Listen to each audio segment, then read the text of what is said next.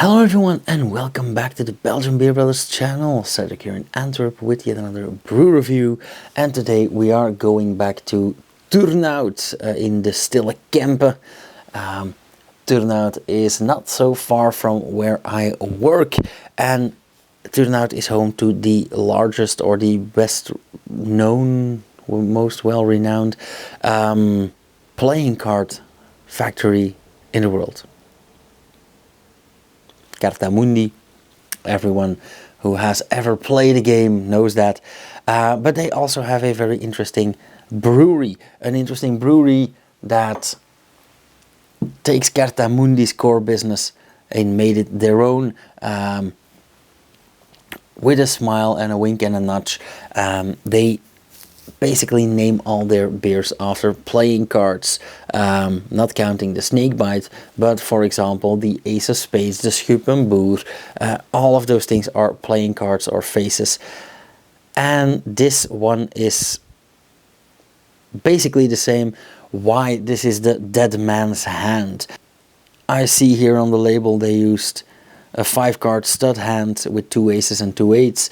I know another myth, and I'm calling this a myth because I used to play a lot of poker, not 5-card stud. I used to play a lot of Texas Hold'em, I used to play a lot of Omaha, and so on and so on.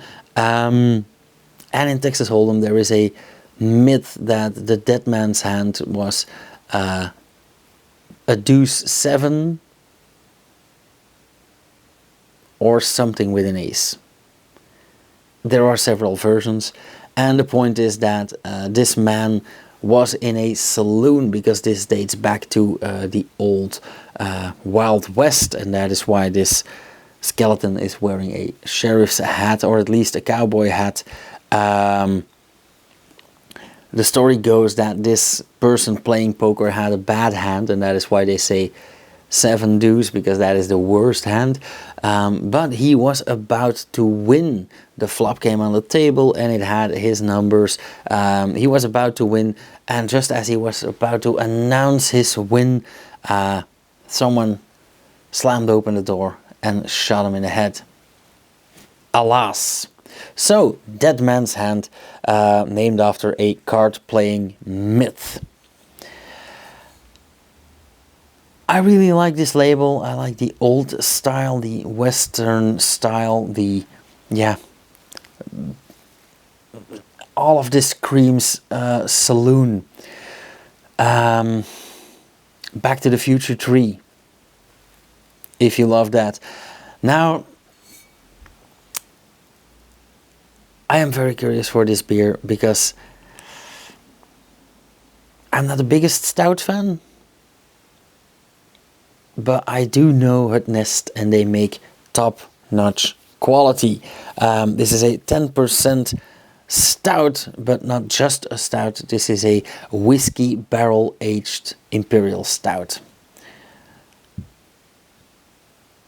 This beer aged for 1 year, unselected whiskey barrels. Now, the brewers tell us that this is a black-colored beer with an outspoken, complex character, with hints of chocolate, coffee, caramel, and dark fruit like raisins. Slightly herbal undertone, and because it aged for 1 year on whiskey barrels, this gives the beer a more complex and more complexity and a subtle whiskey flavor. 80 EBUs and 115 EBCs. That's high. Brew to 21.5 degree Play-Doh and then reduced to 10% alcohol, so not a lot of leftover sugars, but I feel like the oak from the barrels and the whiskey will more than compensate for this. Ingredients: water, barley malt, hops, yeast, sugar, and herbs.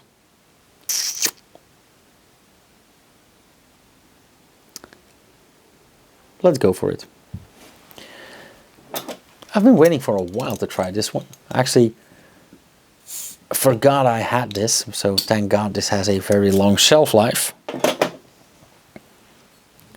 Funny thing is, by the way, that Het Nest, because of its affinity with playing cards, delivers the house beers for a lot of board game cafes.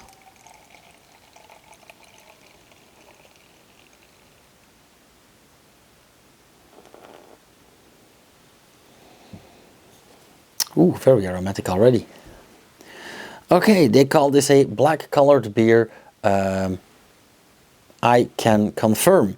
It's just at the bottom here where the glass is way narrower, where we have a bit light shining through, that we see that this is an extremely dark ruby red, very deep. But apart from that, it is pitch black. This could have been Fanta black. Yeah, this is Acme Shizzle. Nice thick foam, large bubbles because I took a lot of air in, but a nice creamy medium density, I'd say. And yeah, this is on the edge between beige and brown, again, as we would expect from a stout like this.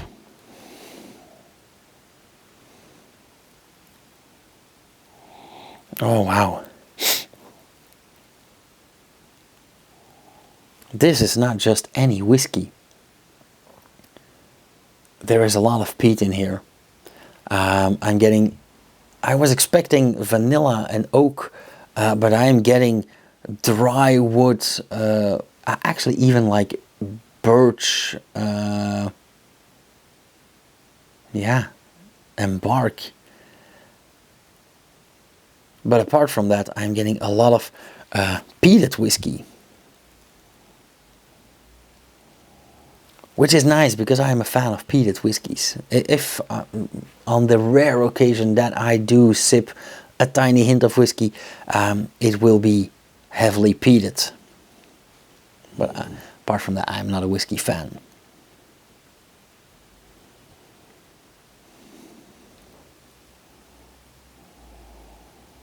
There we have it. Releasing aromas, a bunch of cocoa nibs, so it's not just chocolate, it is cocoa nibs, it is the purest form. A bit of coffee, but mostly coffee grinds.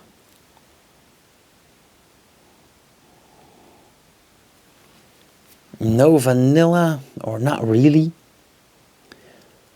But just a lot of wood. Beaucoup de chêne.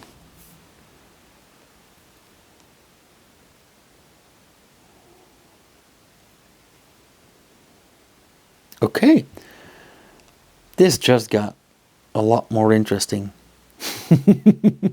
So let's have a taste. Cheers, you guys.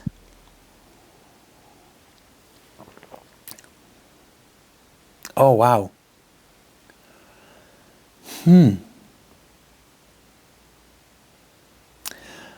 First thing that I notice is this is relatively flat. Very low on carbonation, and that might be because of the barrel aging, and I think it is a bold move and a nice choice to not carbonate it again. Apart from that,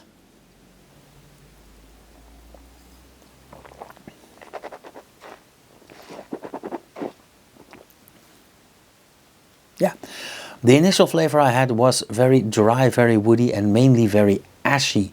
Burnt, but not burnt in a dark kind of way, not burnt in a sticky way, burnt as in ashes, the leftovers of a bonfire.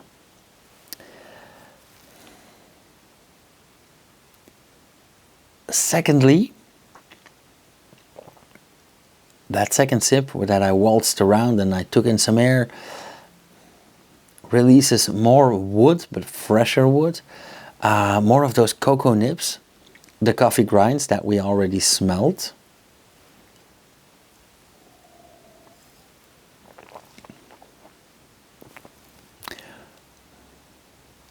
And I noticed that it is indeed quite carbonated. However, the carbon dioxide is very much seeped into the liquid, which is a miracle because it's not that cold. They actually recommend drinking this at 10 degrees Celsius. I think it's somewhere around there. 8, 10, 11.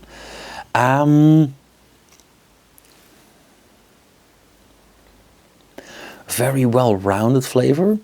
I'm not going to call this balanced because it's not. It has some strong outspoken flavors, but they are not competing. And they are also all pleasant. Of course, it's a love it or hate it situation. Not everyone likes peat, not everyone likes wood, and not everyone likes ashes. I happen to do.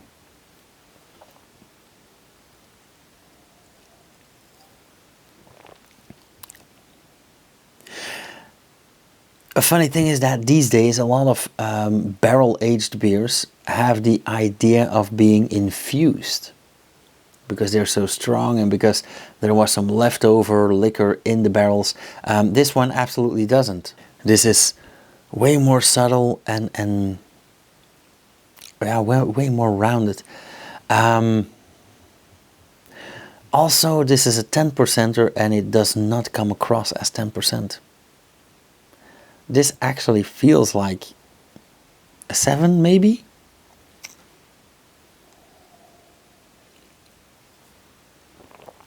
And it has a very nice mouthfeel because despite being relatively flat, and it's not syrupy or sugary, but it does have that tiny hint of leftover sugars, and I feel like it has a lot of protein, for example, for some reason, because I really like the mouthfeel. The after flavor, I can be short about that. Basically, wood and ashes, a bit of peat. But the funny thing is that it's really pleasant, and I did not expect that.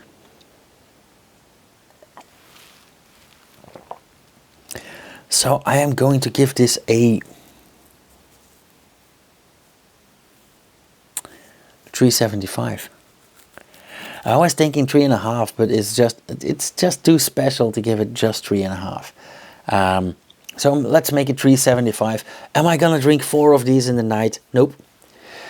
Is it interesting? Is it fun? Is it a cool thing to bring to a tasting, for example? Absolutely.